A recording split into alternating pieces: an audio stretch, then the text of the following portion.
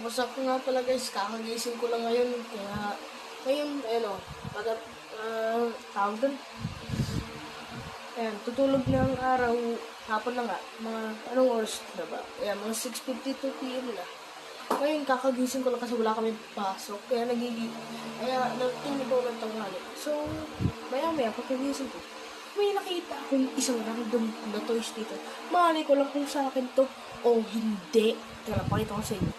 Yan mga pre. Ano, kita agad. So, ang nalaman ko dito sa pinsan ko is, sabi nila, pipindutin mo lang daw ito. Yan. Hindi daw to sa pinsan kong yan lang, taga doon lang. Pero, ewan ko kung taga Maynila yung pinsan ko na may-ari nito. Naiwan niya lang siguro to. Malay ko ba na naiwan niya to? Eh, sobrang ganda. Pwede mo ito pamagtas sa mga klase mo. Ano? Ika lang. Ang familiar sa akin dito is sa Titans Go to. Alam niyo yung parang nagsasalita. Ayun.